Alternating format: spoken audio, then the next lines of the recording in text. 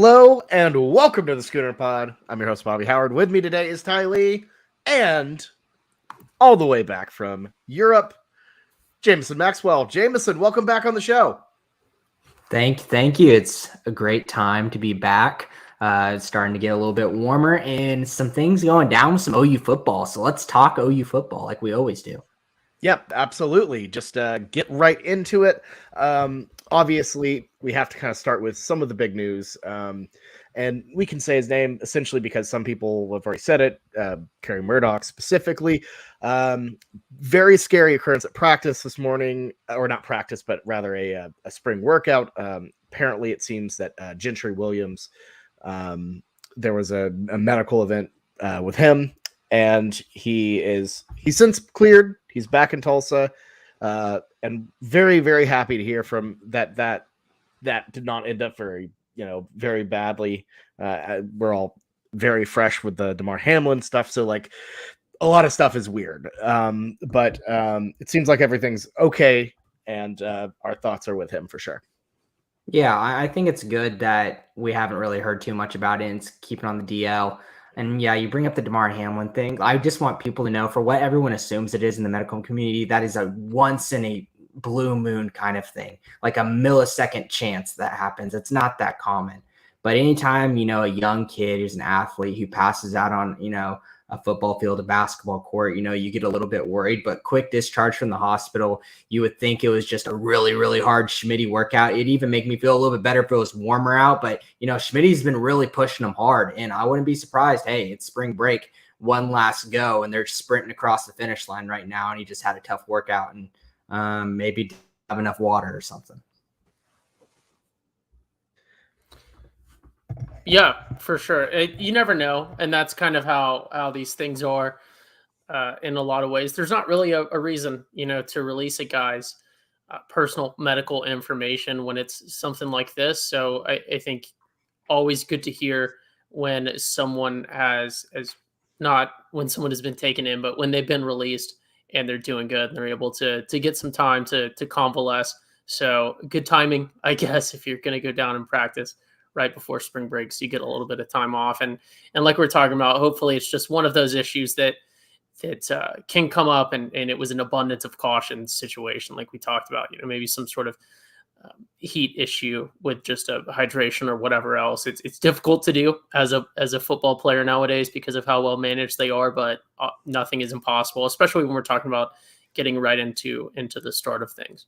For sure. Absolutely. It is a tough, strenuous sport and workout program. So, yeah, a lot of stuff can happen there. But we're not going to speculate about it. We're not going to go deep into it. Instead, we're going to talk about OU at the Combine, guys. So, a lot of interesting things happening there. Some guys made money. Some guys had unfortunate situations. But one of the things that stood out to me was an interesting question, I guess, that Marvin MMs got about the route trees, in which they asked him what route trees he knows, and he essentially said the offense doesn't do that. He never taught it. But Jamison, I don't know. I don't think this is something to really worry about, given the Levy system. What do you think? It made me just worried overall about what wide receivers are going to look at OU's offense. Like, are you getting prepared to go to the NFL and go ahead and make big paychecks if you have that kind of talent? And Marvin MMs really didn't talk too highly about, his scheme and the way he played at OU.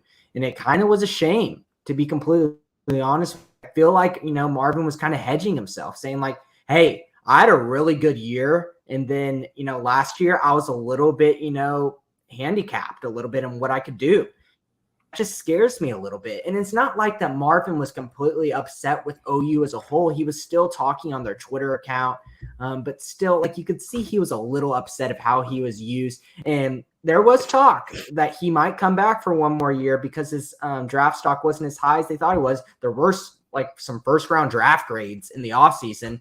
But I think he decided with the scheme and what he was running with his route trees, this is where he's going to be. Yeah, and I think for a receiver specifically in the NFL, that's one of those positions where you can make the argument that maybe development in college after you've played a couple years isn't super important. I mean, look back at just some of the most high profile receivers in the past couple years that I can think of. I'm thinking of a lot of names that don't necessarily, obviously there's a lot of guys, CeeDee Lamb, for example, that come from big name universities, but there's a lot of receivers that come from smaller places too. And obviously you leave some money on the table by your draft stock falling to begin with. But at least for receivers, the NFL is certainly a place where you can sort of write your own destiny a little bit more than other position groups. Quarterback comes to mind, where your draft stock is very important and can very much drive your entire career. Whereas receivers, I think, have a little bit more opportunity to individually control their destiny just in how they perform because of the nature of the position and the position in the NFL. So 4.38, 42, Ty. Like that really helped him a lot. I think that was one of the top 5 fastest from wide receivers. So like he helped himself. For sure. Yeah. And you know he has this. They know he has the skills, you know, in the NFL, and I don't know necessarily that it's too important to them, you know, how you specifically performed. I mean, the scouts are professional NFL scouts for a reason, and they can sort of cut through the chaff and look for what they're trying to look for, and not necessarily tie a guy too much to his team. Right. I think that's the biggest thing. You know, with the receiver position, you're tailored to a system, you're tailored to an offense, and you know, route tree, that sort of stuff can be learned. I don't think that's the biggest issue there. It's kind of like an Oregon quarterback, Bobby. Like everyone says, I don't want to touch Oregon quarterbacks because they're just system guys. And I hate to toot the Chargers' horn, but I mean, like, you know, even if you're bad in a system, scouts are going to look at you in your performance. Right. Exactly. Yeah. I mean, it's a part of it. You know, it's and not only that, but like I feel like speed and, you know, everything with that.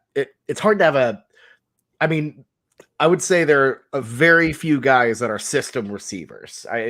Guys like, you know, a Danny Amendola, you know, the type of slot guys that Randall the Cobb. Patriots love. Yeah, Randall Cobb. You know, the Packers. Yeah, he's going to follow wherever Aaron Rodgers goes. Yeah, guys that just don't translate all the way in a different, you know, system. For the most part, that's a rare, small, thin group of receivers. You know, I think it's more about, you know, I think it's more about fit and you know, skill ability that will travel, I think, to most places. So, and Mims is the type of guy who can really make some money in this league, I think. Yeah, I was really surprised that he went under 4.4 because there are a lot of times where I feel like he didn't get as much separation as we'd seen the past year. Last year, it just seemed like I know he's fast, but I didn't know he was a sub 4.4 guy. So I think that is a big thing. Being under 4.4 as a wide receiver with close to a 40-inch vertical is a really big deal. I think he made some money. Obviously, if we're talking about money, like you said, we're not going to talk about. We're going to have to talk about Jalen Redmond this podcast because you knew as soon as he came into Norman, this is a type of guy that's going to test highly on all the numbers for the weight and the body type that he has. Yeah, absolutely. Jalen Redmond, you know, like you said in the comments here, perfect combine guy. He has those intangibles, you know, that, you know, he is a guy who you look at the combine, you're like, this guy must have been just a first round 4.8. Yeah, that's ridiculous. It's unreal. That speed from a D lineman is unreal, and you know his ability. You know, it's one of those like he never quite hit his stride at OU. He had moments, but you know his durability. You know he was always dealing with injury or health issues, and just couldn't quite get on the field as much as we would like. But in terms of the measurables, my gosh, great weekend for him. For sure. I think that's obviously something that is worrisome, I think, across the board for the NFL, is if you have someone that is a bit more injury prone. That certainly is worrisome because it is a different league. Pun intended, I suppose. That's not a pun, but joke intended there. It is a different league in the NFL. It's a different level of the sport, very much so. So a guy being very injury prone can be a negative sign. I mean, RG3 comes to mind. Injury prone and then injury prone in the NFL. Tie it back to OU. There's OU players that also Ryan Broyles. fit the bill, right? Bar owner Ryan Broyles, I guess, used to play football at one point and was injury prone. So that's certainly something that's worrisome. But I think D lineman, this is a little bit different than what I just said about receiver. I think that's a position group where development does matter a lot. I think there's a lot more skill to that position than people realize. And I think there's a lot more instinct to that position than people realize, which is, I think, very much a skill. I mean, you have to just develop that football instinct in that position. And, obviously playing D, even at the most competitive high school levels, is nowhere near what it is in big boy college football. And that's obviously nowhere near what it is in the NFL. So I think that is a position where, a guy maybe doesn't have the most impressive college career or maybe had higher expectations for what his ceiling may have been, and can still have a very, very successful NFL career. I think he can. I think, like we talked about, that's a very system dependent position as well. You're very dependent on your defensive coordinator. And if you look at a guy that played at OU from 2018 to 2022, can you really point to him having a really solid defensive coordinator at all the entire time? So I think the NFL scouts might be looking at that as well and saying, I can fix him. Maybe they're looking at him like someone looking to flip a house and they're saying, oh, look at that. Like that house has never been purchased by a serious flipper. I know I can come in and do good stuff with that. So I think he has super, super high potential. I'm not reading into too much. Oh, he's just a really good combine guy. Like, he's really good at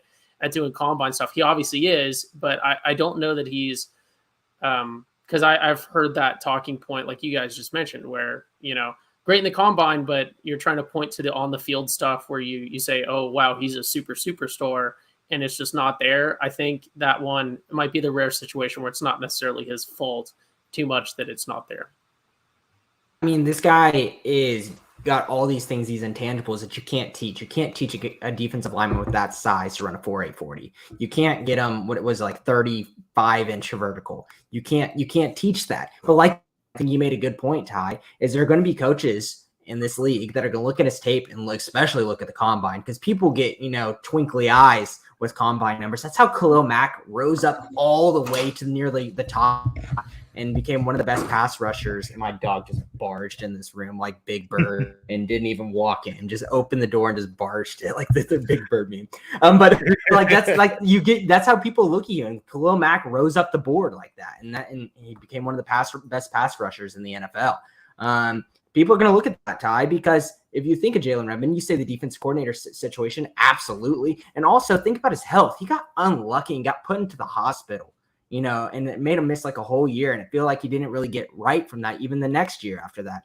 He hasn't had like a time where I've had a solid defensive coordinator in my back pocket the whole time teaching me, because in high school, this wasn't a guy who was playing the interior defensive line. He was an athlete that we recruited, and he was not that highly rated out of Midwest City, and just kept going up and up and up because people were how big an athlete he was. He needs more time to get developed, and there are going to be people that are going to take a fly on him. He's not going to be an every down defensive lineman. We know that, but man, because he, come in as a sub on third down and create some issues on the pass rush. Well, he also opted out in 2020, right? Like, I seem to remember him being one of the guys who opted out. So he hasn't had like a very like regular career at OU. And, that's not, not a dig or anything. It's just been a really weird kind of run for him. And, adding a whole global pandemic in there definitely will do that. But, I think I think durability is definitely a concern, and you just really hope that the issues he had were just a blip, and he can get stronger and be more durable and have a long career. But like Ty said, it is a tough league, especially in the trenches. Yeah, that's correct. And I think you could also, if NFL scouts are really diving into this, he did opt out of 2020, and then like we touched on, he had some just other medical issues not related to injuries that had taken him out. And I think people maybe don't appreciate how significant just conditioning time is to making you injury proof And if you have a guy that's opted out, halfway through for an entire season through his college career, then has also had some other health stuff that has impacted not only ability to play and play well, but his ability to fully participate in the conditioning program. Of course, you're going to be a little bit more injury prone. So you might be able to look into that and say, hey, maybe he's not necessarily an injury prone guy. There's just been some other stuff going on that has been a contributing factor.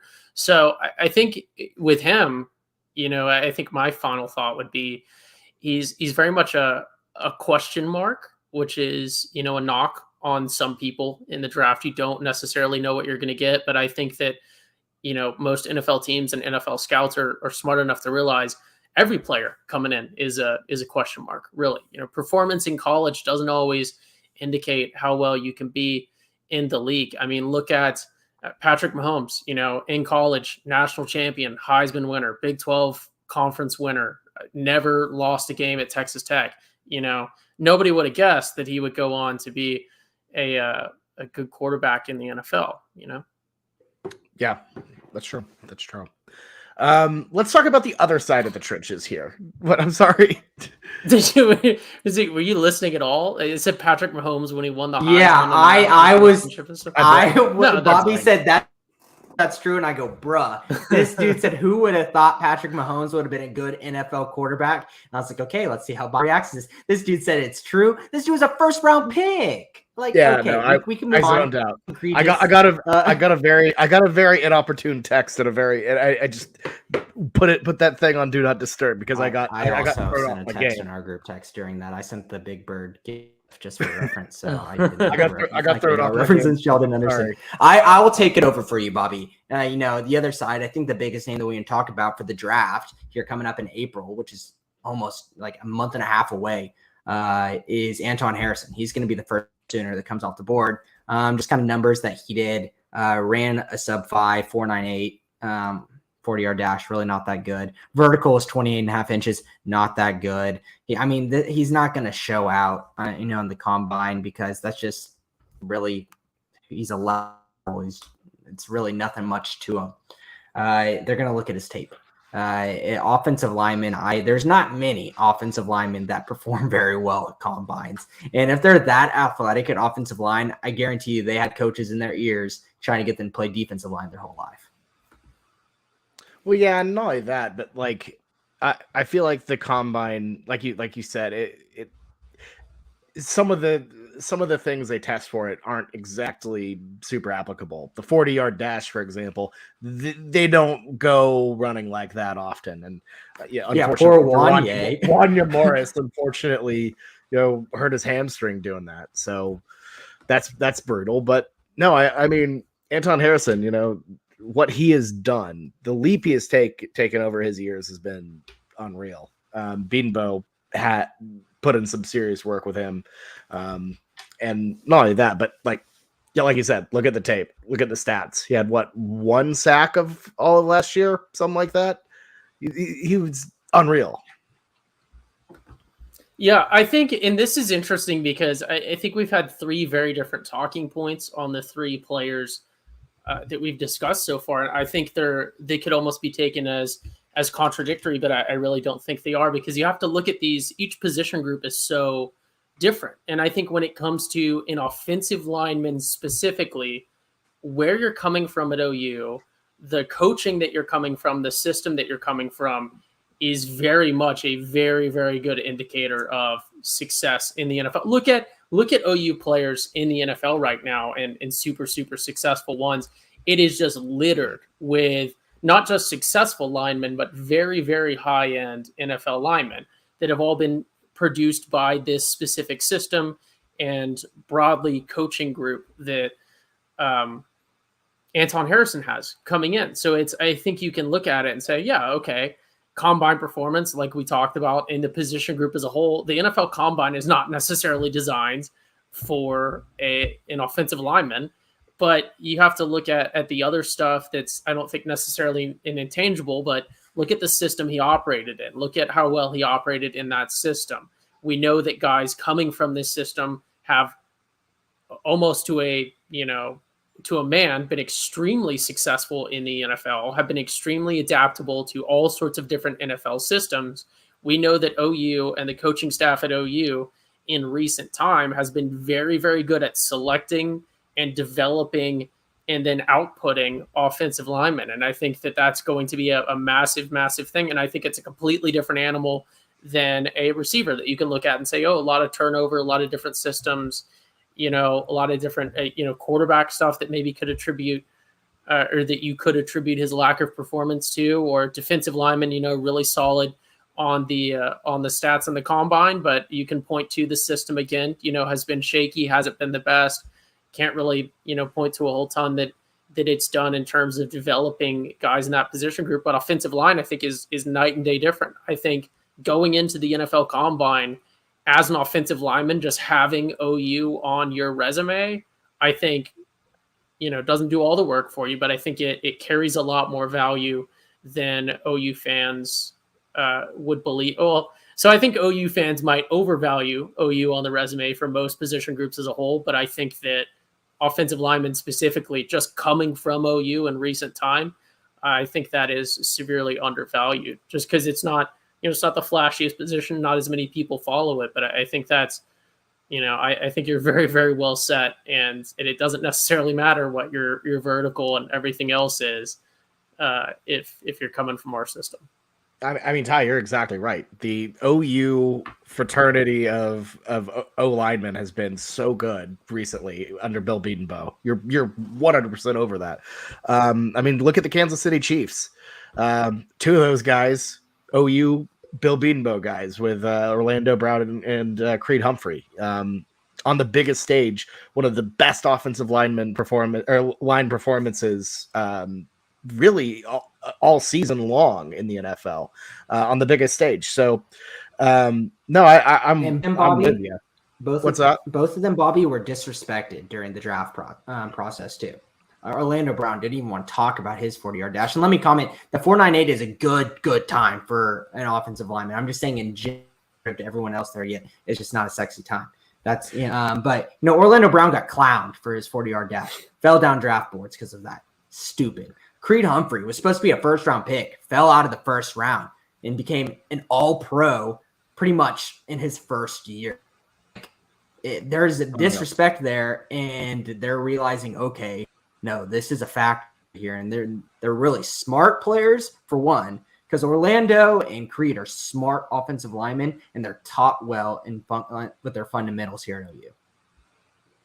You're right. The smarts, that's what takes them over. And I remember one thing with the Orlando Brown thing. I'm pretty sure the biggest point they clowned him on was his he didn't have a really good bench press. Or something like that, in addition to the 40, because it was the 40 and the bench. It was horrible. Yeah, I think at that point, like Texas, that I can't remember his name, that recruiting guy who knows where he's at now, was like clowning on him, like Brian Carrington. I think he's at TCU now. I don't know where he, but I remember him clowning on him too, and it's one of those things. Like, I mean, the combine doesn't mean everything. Kevin Durant got clowned on for not being able to do bench pressing as well, and he turned out okay. It obviously can give you a good sign of a lot of things, but like you said, those smarts, what you learn from a particular coach in a particular school, that's everything. Yeah, talk about system guys. You had to bring up Kevin Durant. 14 reps on the bench. I just looked it up. I remember it was not that good. Like, these offensive linemen are getting like 25, 30, even higher than that. 14, was it 225 they do? Yeah. Yep. But the man he's a unit. He can move his feet. Yeah, definitely. We kind of touched on Wanya Morris. That was a bummer. Anyone else? Honestly, you want to talk about Michael Turk, right? I mean, maybe is he going to go somewhere? He ran a 4.83 40, and he had a similar vertical to Jalen Redmond. Do you guys think? I mean, I haven't been following. Do you guys think he has a chance of actually going somewhere? He's not. I don't know if he gets drafted, but I mean, there are going to be teams that he's going to be on, a training camp. He's got a leg. Everyone knows that, but his accuracy to keep it within the 20 really did fall last year. At least from my point, I'm not looking at it. I just know I was a little disappointed a lot in him being one of the best punters in the nation, and I feel like he didn't pinpoint it as well as he could. Not looking at stats, this is all eyeball here, but he'll get a shot just because of what he can do, kicking, how far he can kick the football. Yeah. I think his dream is to get drafted by Dude Perfect, not necessarily by an NFL team. But that's a YouTube page that does like trick shots and stuff. If you're listening and you're not familiar, how is Dude Perfect still alive? I still, every single time I see their names, I'm like, how? Like, I think they do brand and like marketing deals and stuff now. I don't think their primary thing is the YouTube page specifically. I think they have like if you go into a Target or a Walmart, I think there's like a whole line of like frisbees and basketballs and stuff that they sponsor and all sorts of stuff. Produce one of those. Well, they go on tours. Like, you can buy tickets to go see Dude Perfect at the Paycom God. Center. That is almost as bad as the what is it, the Impractical Jokers tour. Like, that's just what are they doing? Conversation. It's just horrible. What? Like, who's going to go see it in the Paycom? And it's in the Paycom, that big of an arena? Do you think they're going to sell that many tickets? They aren't putting them in the Diamond Ballroom? They can't. It's $43. They can't sell. They can't sell all the tickets because they have to be shooting from the upper deck. That's like their whole thing. Oh, yeah, that's probably part of it. What? But are you just watching them miss really long shots the entire time? What happens with the ball? Hang around some 14-year-olds in a sweaty gym late at night and do that instead. Like, okay, why are you going to pay to do that? Here's my counterpoint. I think they would be a top 1% NFL or not NFL, NBA halftime performance. I mean, that's like their bread and butter. They should come out and. They got 20. They got 20 minutes to do that. You think they're going to make a shot in 20 minutes? What happens if they don't? Everyone's going to be like, imagine watching Red Panda fail every single time she throws a ball on her head. And then the halftime thing ends. Like, these trick shots, they take all day to film and then they edit it. Like, they're going to be talented, but it's a lot of luck and a lot of time and a lot of effort. And I swear to God, if I had to watch that for a halftime thing and just see 20 minutes of this dude try to throw a frisbee from the upper deck into like a basketball hoop and missing over and over, I don't know if I can watch that. It would not be as bad as the time someone almost drowned at the Thunder game. Well, that was just scary. That was peak one bad moment in Thunder history was that. That was really bad. Tommy Two-Tone forgetting the words 5309 as a halftime. That was bad. I don't know how do you forget the name? How do you forget the number? It's literally made you all of your money. Ugh, it's bad. I think it's because he was not in the right state of mind. Oh my God, it was so bad. But I guess you're right, Ty. There's openings. There's a lot worse out there. Maybe that's what we need to be doing instead of the schooner pod, is just trying to throw frisbees in places. Thunder halftime. We're way too old for that. You spend a whole damn day throwing frisbees. Dude, God, it's almost summer. We're gonna have competition. You know who would be good at it though? Who would be good at it though, and is potentially going to be unemployed after April? Michael Turk. Oh, so, there you go. If you're listening, just go kick around at the Thunder halftime, I guess. I know you'll come up with something. I think the bigger question is, I was gonna say, is Michael Turk closer to the NFL or joining the ministry? Okay, all right, let's move on. I couldn't formulate it, but I was trying to come up with some sort of joke that revolved around youth pastor version of Pat McAfee, but I just couldn't. It couldn't come to me. But there you go. Let's move on. But it's good. All right. So that's all we kind of have for the Columbine. I did want to before we go into a curtain corner. Do we want to just kind of touch on the Board of Regents stuff? Yeah. Yeah, Stop taking so- our money away and get into those losing football. Oh my God. Jamison is cutting out a little bit, but I Great. I know what you mean. I know what you mean. So looks like they're trying to approve a couple Board of Regents projects here. Some of it's small, like 9 million, like 9 million to the LNC. They're upgrading the softball facility, $45 million renovation to the baseball field. That's nice, as long as they don't take away our hill, which they probably will. But anyways, the big item, $175 million for a new football facility. This is big time, especially because we just did a whole lot with the South End Zone project. So the fact that there's another facility that needs to get done, pretty crazy, pretty big time stuff. To put this number in comparison, I saw someone tweet this out. I think someone from the Tampa Bay Tribune. Florida just came out with a stunning, top tier cutting edge facility for $85 million. So 175, pretty unreal. This is the type of facility you want to build if you want to compete in the SEC. Am I right? Yeah, for sure.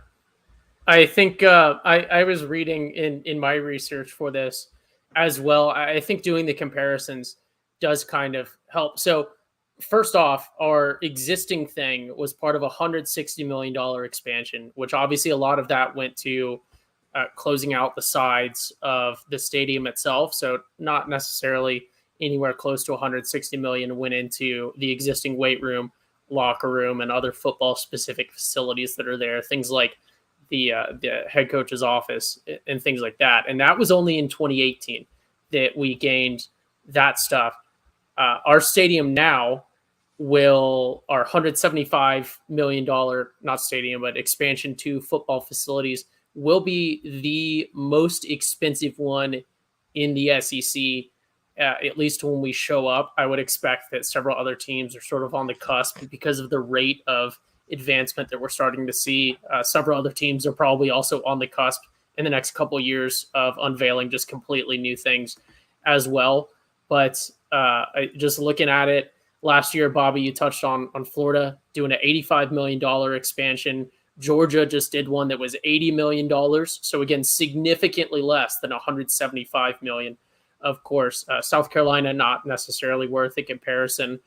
But and then even stuff that has been planned, this OU football specific facilities expansion, we're expected to outspend and be outspending Florida State as well, and some other notable ones. So we're definitely coming in and doing our part when it comes to the donors putting money into facilities and the department putting money into facilities. And I know this sort of leads into a little bit different discussion that we're not planning on having, but I think if you ask me, is it better money to put money into facilities right now or put it into NIL collectives? I still think that facilities might give you the better ROI because facilities are an everyone thing. And I think we touched on this, Bobby, when you and I did that question pod. I don't know if anyone at OU can specifically point to NIL doing anything concrete for this OU team. Obviously, there's a potential that it has, and we're just not noticing. But I don't know that that's necessarily the massive recruiting driver that people thought it would be for most places. And I think that facilities are still the king in terms of big money investments into your team when it comes to actual ROI, because I think facilities, you can't have NIL money in the background on game day. You can't put it on flyers. You can't put it in commercials. I think it helps the university and obviously the town as a whole. I think there's a much better ROI on facilities. So I am very happy to see this massive investment by OU that is going to be built where the old Switzer Center or the old Switzer, it wasn't called the Switzer Center, the Switzer building that was the football and athletic dorms in the 80s was. So sort of right across the street from the stadium on that Jenkins and Lindsay intersection. Right. Yeah, no, and I think it is a big deal, like a bigger deal than the NIL collectives, because I think it's an easier draw in a way because it's like, oh, you get to put your name on the plaque and all that. You can't put your name on one of the on one of the players. It just doesn't work due to multiple problematic reasons. But no, I think it is a big deal. And look, when Thad Turnipseed was hired at OU and we mentioned him, we hyped him up. This is why, because this is what he does. He comes in and he absolutely cooks some magnificent facilities. So I think he's going to go in. And look, obviously we haven't seen it. We haven't seen the concept art or anything. But 175 million is a wonderful facility waiting to happen.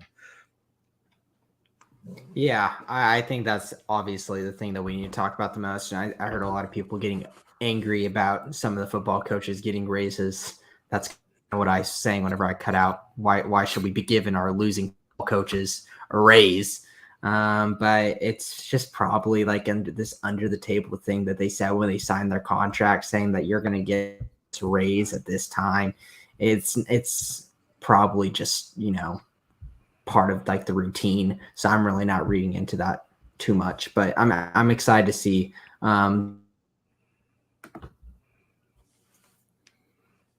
Cut out. Oh no. Tune in next week to find out what he's excited to see. He is still frozen. But what a great picture to freeze on too. Yeah, I will say, just not necessarily to be devil's advocate, but I think Jamison is right. These raises are probably written in contracts regardless. At the same time, I don't necessarily know that the people that are saying, why are we giving raises to these people? I don't know that those people are wrong, unless we're talking about, Bill Bedenbaugh or someone like that. I think obviously there's some specific position groups and things like that you can point to and say, yeah, that guy deserves a raise. But we're talking about, has this person met a performance raise? I think there's a fair argument that I don't know if anyone has on the coaching staff, but yeah, performance. I agree. I think this was a scaled sort of deal. And I will say it is interesting. Ted Roof, the only coach to not get a raise. So there you go. So at least you can't be mad at Ted Roof for getting a raise. But I don't know. It's always interesting, and I feel like these always kind of happen. It happened with Lincoln Riley. It happened with Stoops. It's really just something thrown in that they have to approve manually.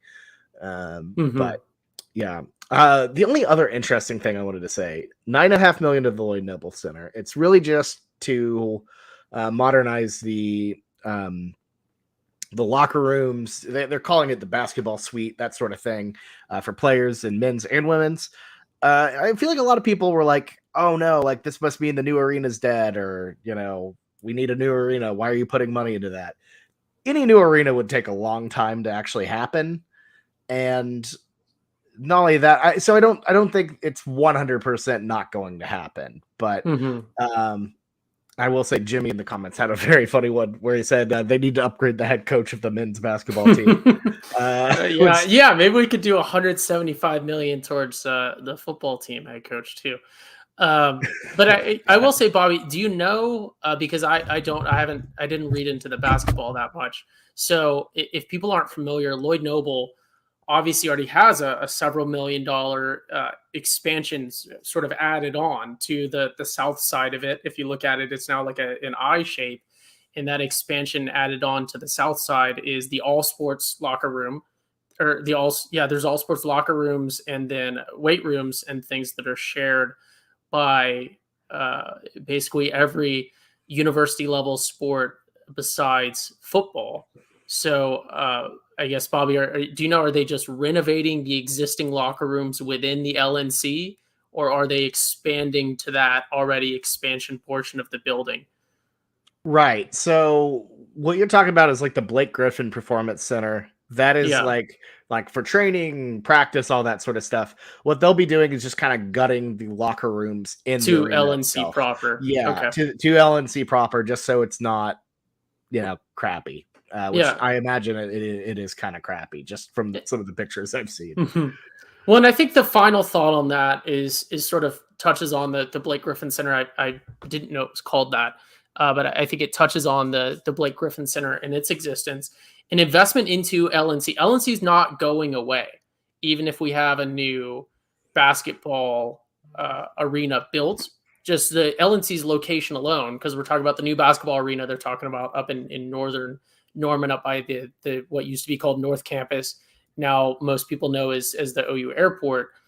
That would not fully replace LNC because LNC is not just basketball. So I think if I look at a $9 million investment into locker rooms and everything else in LNC, even if it is called the basketball suite expansion, I'm seeing that, and certainly the Board of Regents is seeing that as a multi-purpose thing. That if you put money into a new basketball stadium, that's still there and could be taken over as, maybe it becomes the new players' suite and locker room facilities for gymnastics, or it becomes a multi-purpose thing, or there's all sorts of uses. That facility and that structure is not going away anytime soon. So I don't think that a $9 million investment into just one specific part of that building and complex, I don't read into that at all as we've given up hope on the basketball expansion. Obviously the new basketball stadium not happening this round of budget stuff, or we would know about that.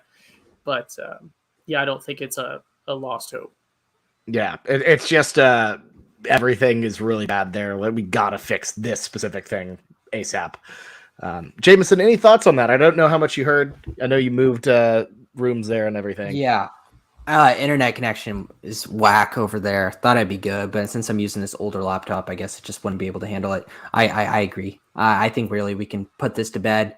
End off this podcast a little bit of recruit corner, Bobby. Oh, absolutely. Jamison, you got married and everything. I think we got to play the music. Jamison. Yes. What is this? Jamison. This is a Fruited corner with Jamison. everybody dancing. Oh, that's nice. Oh man, right. Here's the thing. We are now into 2024 recruiting. It's a new season, and it takes so much effort to try to figure out everything 2024. Most fans know the names of David Stone, and you've been hearing that for a while, but let's just hit on a couple of big names I think that are more prominent right now, to where I think that are kind of like big talking points in the recruiting hemisphere right now for OU. I think the first one is Michael Hawkins. Just announced that he's going to be announcing his commitment to his school of choice here April 7th or 8th, I believe. I would have to double check on that. But in about a month from now, and it's between us and TCU. If Michael Hawkins rings a bell, that's because his dad played here. He's a big OU fan and alumni, and he honestly, I feel like, has been kind of lean to OU for a while now, whenever he was really young.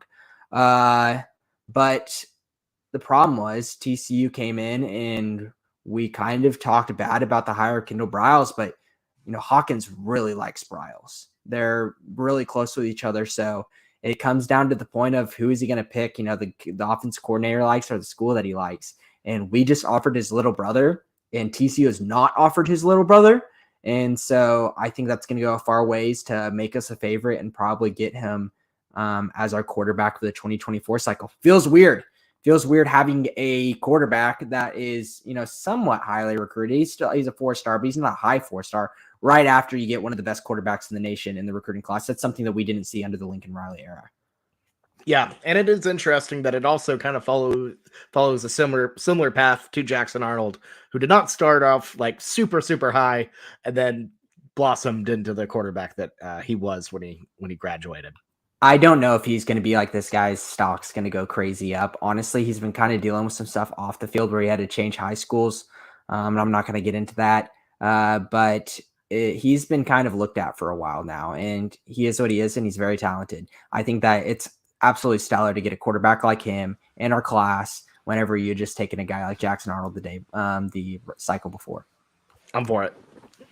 Yeah, less talented Spencer Rattler. I could not be more excited. Oh, quit. That's all right. And on the way, moving on. Let's talk about recent Georgia decommit at the running back position, Mizell. I don't know. We're still going to have to figure out these pronunciations. Got a long year ahead of us. Mizell, let's go with that one. He's 4-star running back. Visited OU recently, and then after the visit, said he was going to step away from his commitment to Georgia. Whenever you read the tea leaves, you're like, oh, man, did OU just blow it away? Like, this is totally in the bag. Are we going to flip him here? Looks like OU opened his eyes, and he really liked OU. But he's not going to make the flip just now. But we are a big name in his recruitment, and running back is a position that we are recruiting very well this cycle. Hopefully, and he will be one of the big names that you'll be paying attention to. So Mizell, whatever, keep that name in your brain. And then another one that, the guys over at 247 have been putting in crystal balls, which I think might be a little bit, ahead of their time. Maybe they're just trying to get them in early. The things with these crystal balls, you can just change them last second if anything changes. So like these OU beat guys are going to put in OU crystal balls for guys that, are high up, top 5 OU guys, and just see what happens. So I don't think they're going to pull a, what's his name? What's that bald 247 guy? That has the bombs. Wilt Fong, just change it last second right before David Hicks does his commitment. That was miserable. But still, I'm not buying too much into that. But let's talk about them because people want to know these guys' names.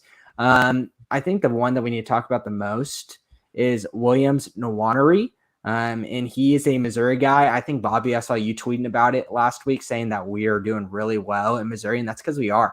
And his teammate, who you probably went up against in practice every single day, was Caden Green, offensive line commit that we got last year. Is now going to be a freshman in this coming season. And this Nwaneri guy, top 10 player in the nation. Here's another big high-end defensive line prospect that OU is in on, that we have connections with, and he seems to like us. I think that we're going to be a player in his recruitment, and he's going to be that next, David Hicks that we're going to be talking about for a while now.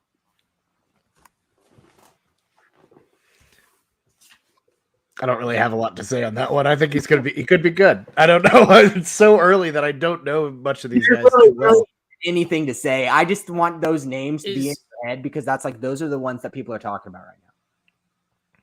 Is there a specific reason that we can point to that OU is doing well recruiting in Missouri? Like, do we have someone on our staff that has established pipelines there, or is it just sort of is it something that we sort of have to read into the tea leaves and say, oh, it looks like we must be pushing because we're getting results, or is it a matter of chance, basically I'm saying, can you point to something, or is it something that we have to sort of interpret? That's a good question. Here's the thing. So if you want to just kind of break it down, Caden Green was an OU legacy. He was a big OU fan coming in, and he was a highly rated offensive tackle, but he was an OU fan growing up. So that was big for him. And then, having Nwaneri as his teammate obviously makes that helpful. Think about Ronnie Perkins. I believe Ronnie Perkins' coach or somebody was a huge OU person, like a big OU fan, and it was constantly in his ear. So that was big for the Missouri area. It's kind of makes you think, right? And then obviously had Luther Burden as our commit for a while too, which was a big deal, like one of the best wide receivers in the country before Missouri came flying in with their NIL deal. But I think we just kind of, it's a close proximity state, and there's going to be OU fans that are going to be around that area because not all OU fans stay in Oklahoma. And we've gotten lucky with a couple. And I think it's big. Like, you see this a lot. I feel like we talked about a lot these past couple of years. We find these legacy guys, and we're very lucky that their dad or their mom or someone was a big OU fan. Jaden Hazelwood, Exhibit A. Like, we wouldn't even be in that conversation if it wasn't for his dad. So Caden Green, another thing. He grew up an OU fan. These are big, big deals. Same thing with Michael Hawkins. Massive name you're missing in the Missouri conversation. PJ Adebaware out of KC. True. I completely forgot about that. And that was I think the thing with PJ is his parents are, very traditional. I don't know how recently they came, but they're Nigerian, and their values really, really synced up with Brent Venables. And the dad really, really connected well with him. And obviously PJ did too. Strong faith, high work ethic, gets the job done, no nonsense. And that's exactly what Brent Venables put. Yeah. I think maybe maybe a bit of a conspiracy, but maybe people from Missouri. I think most of them probably like the Chiefs. I'm maybe jumping to conclusions there. I I think figure so. most people from Missouri maybe like the Chiefs, and maybe they've noticed that of the Chiefs, the most the college that produces the most Chiefs players currently is OU. So maybe we're doing a good job there. Although I guess it looks like Orlando Brown probably departing with the Chiefs. News as of I guess the past couple days, and then probably today. But yeah, OU producing the most Chiefs players, and all of those players, those 4 OU players that went on to be Chiefs players, all also play. So I think that's an important thing. Maybe, Yeah. You never know. Yeah, and I think Brent has a lot of interest in the Kansas, Missouri, specifically more Kansas-y area. Just being from there, I think that's one thing that it does give off very Midwestern vibes. You get that sort of Midwestern vibe from Brent. Probably connects with you. I think that's a big thing. They definitely have that Midwestern kind of vibe about them. I think what happens is you got a big recruit from Missouri, and he gets a visit by Nick Saban, and Mr. Saban knocks on the door and says, does his routine like you see in the movie The Blind Side. Hi, I'm Nick Saban. Can I come in? And then he comes in. He doesn't show you, but he's bothered that you didn't offer him a sweet tea. And he sits down and tells you about all the things that the University of Alabama has to offer. And then he departs. And then Brent Venables comes the next day, and he accidentally knocks on your neighbor's door and is like, oh, I'm sorry, I was looking for so-and-so. Your neighbor walks him over. He knocks on your door. He says, hi, I'm Brent Venables. I'm here to talk to your son about playing football. He trips on your rug as he's walking in. He says, oh, excuse me there. And then let me just sneak on by you. And then he comes on in, and then he gives you the same spill, but with the Midwestern vibes. Not to say that Nick Saban is rude, but it's a cultural awareness thing. You have to be a bit of a bumbling oaf and say "ope" a few times to really connect with him. It's a cultural thing. You got to slip a couple opes there, and then you're like, you got to bump into someone. You gotta squeeze by. You got to turn sideways to like fit through something that you would have fit through either way. Just different things like that. Let me squeeze past together. Yeah, it's just I feel like it's turning into a progressive commercial.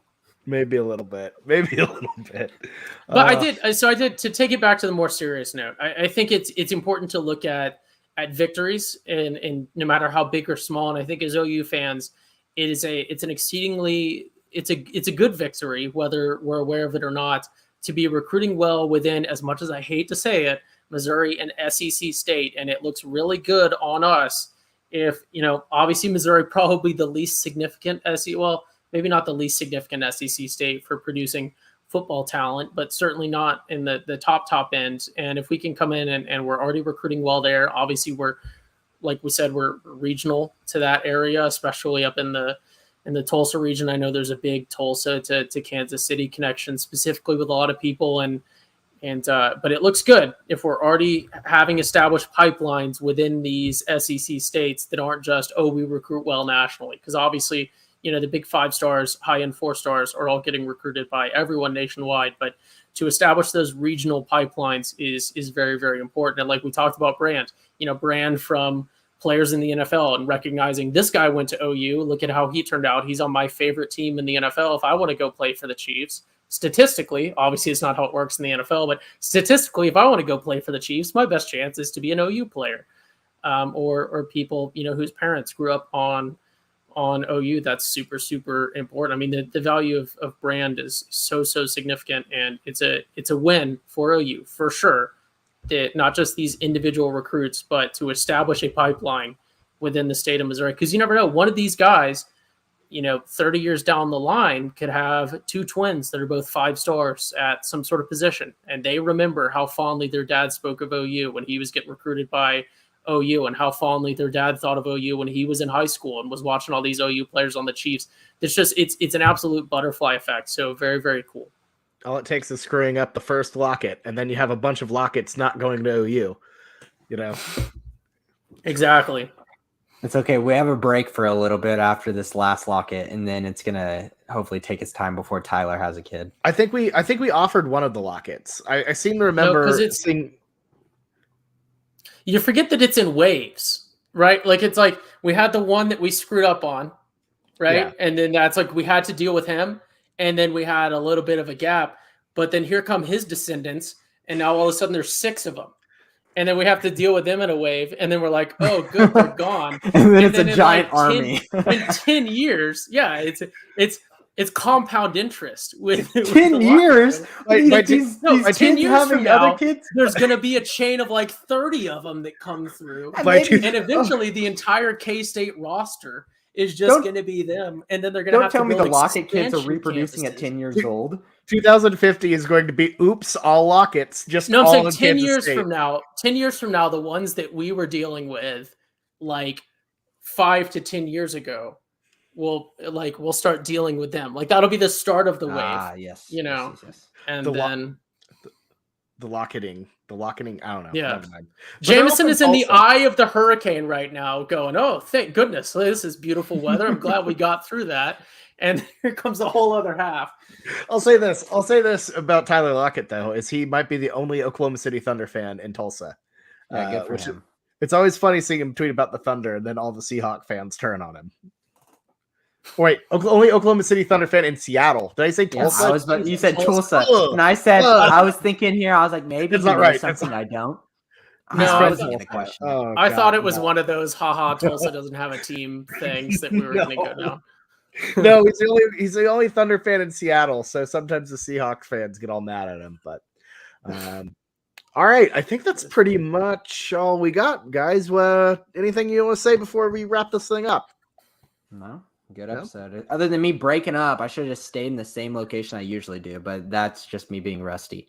Yeah. Well, to be fair, Ty gets MVP of this episode because he's the only one that didn't either have technical issues or completely disassociate from their body. I watched During the Bobby's episode. face go blank and yeah, it's true. And I'm So like, bad. It Ty was just so said bad, an man. absolute cold as shit take. So I have this whole no, it's not a cold take. I can't believe you guys didn't notice. I have this whole running joke in our group text about how Patrick Mahomes won a Heisman, won the Big 12, was undefeated, then won a national championship at Texas Tech because, like we talked about with obviously frequent co-host Boat Blake always talks about how why did Texas Tech give Patrick Mahomes like some sort of awards? We understand he's successful in the NFL, but what did he do at Tech? Just a bunch of 6-6 seasons where he would put up like he would have like a bunch of 7 touchdown games, but he'd also have like 3 or 4 interceptions in each one of those games, and they would still end up losing like 77-63. I'm not sure if that math works out, but he would just like that was his Texas Tech career. Obviously, a lot of that was Cliff Kingsbury's fault, but yeah. So the running joke that will be more frequent on the podcast too: Pat Mahomes, Heisman, national champion, undefeated Big 12 champion, because he didn't do any of those things. Obviously, he's very successful in the NFL. I'm not trying to. It's more of an anti-tech joke than it is. Well, and he's also like, oh, I want to give back to Texas Tech University so badly, and I'm like, dude, they sandbagged you maybe a little bit there. Yeah. That's funny. All right, for me, Jamison and Ty, this has been the Schooner Pod. Thank you all so much for listening, and thank you to our partners, TPPN and DraftKings Sportsbook. We appreciate them for all the support. Until next time, which I believe will be the March Madness podcast that OU is not a part of, but it's fun. Have a good week, everyone. Boomer Sooner.